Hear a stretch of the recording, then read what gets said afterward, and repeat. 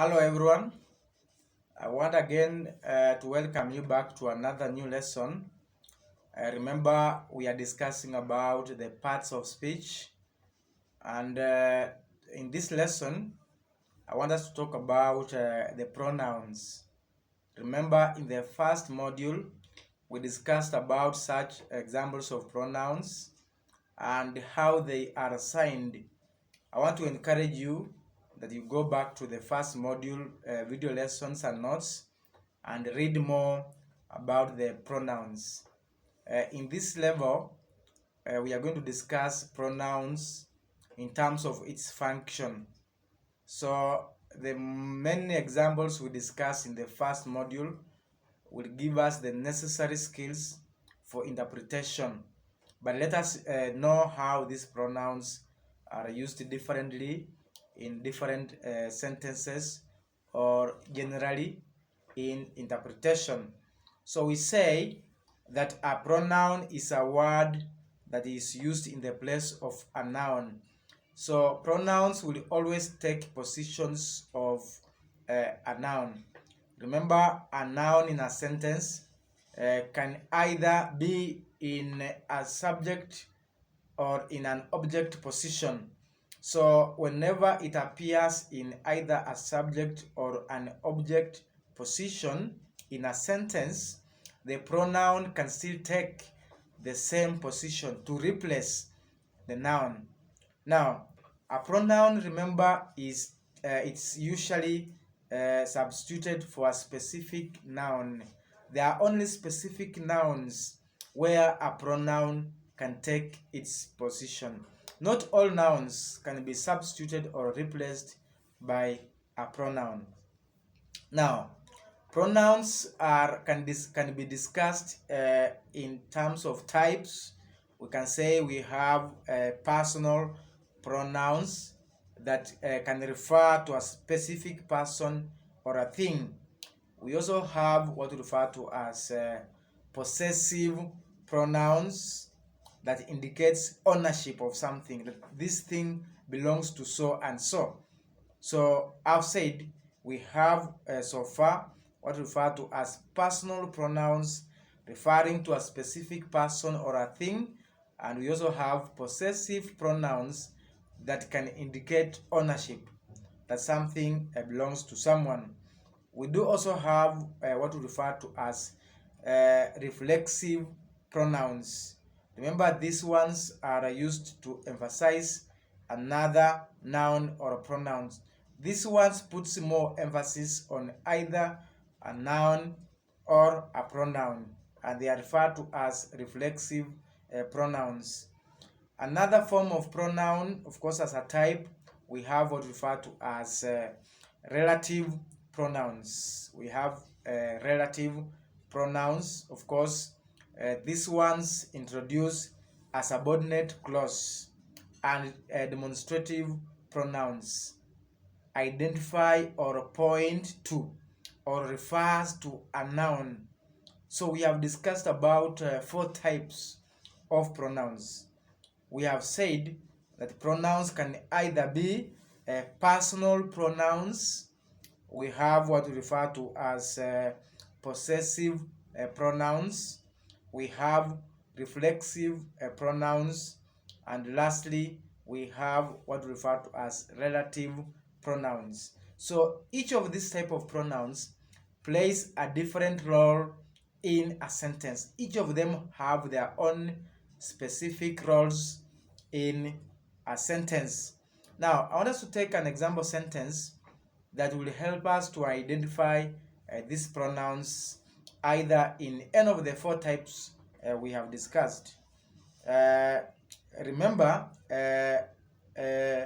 whenever you are given a sentence in English, and before you translate the sentence in sign language, when it comes to pronouns, you must be very careful to first identify the nouns, identify the pronouns for that case, so that you are able to know and understand the position in which the pronouns are taking place, so that when it comes to translating following the object, subject, and verb language structure of sign language, it becomes very easy for you to do such like a translation. Now, an example sentence here, we are going to use this. The young girl brought me a very long letter from the teacher, and then she quickly disappeared. Again, the young girl brought me a very long letter from the teacher, and then she quickly disappeared.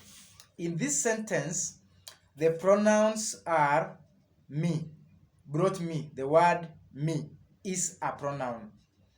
And she quickly disappeared. The word she is a pronoun. So those are the pronouns in this sentence. How do we put this sentence in sign language? We will say, letter long, girl young, bring me, finish, from the teacher, then she disappeared fast. Again, letter long, girl young, bring me, finish, from teacher, then she disappear fast.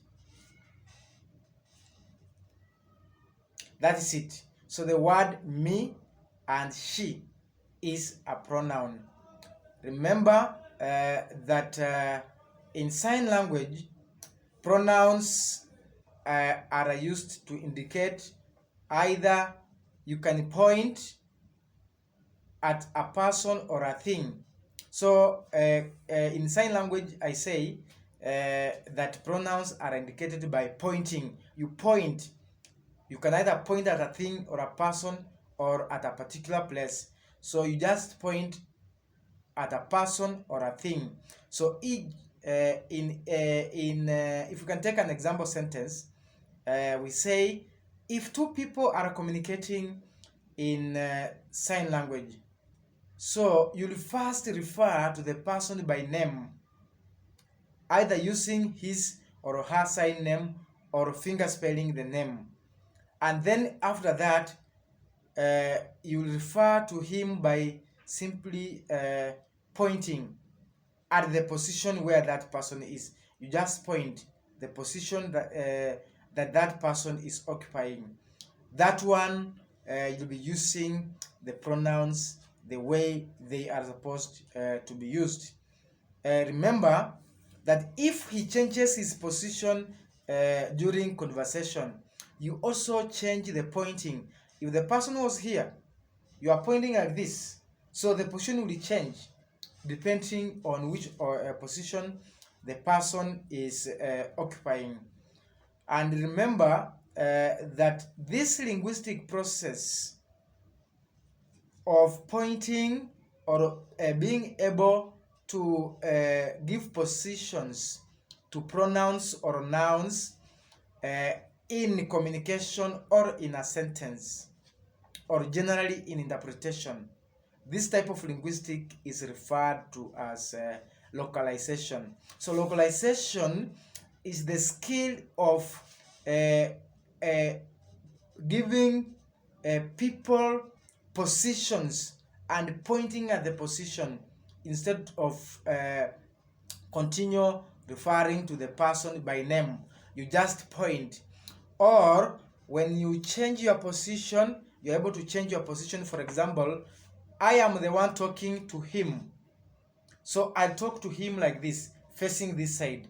So if I want to show that he is the one talking to me, I'll turn my position like this and I'll talk. So this means I'm not the one talking, but it's him who is talking. So this linguistic process is known as localization. So localization plays a very important role when it comes to a general interpretation, of course, in sign language. So I want you to practice and I want you to apply this localization skill whenever you are interpreting. This one will give you the courage and strength even to perform in a better way when it comes to interpretation. See you in the next lesson.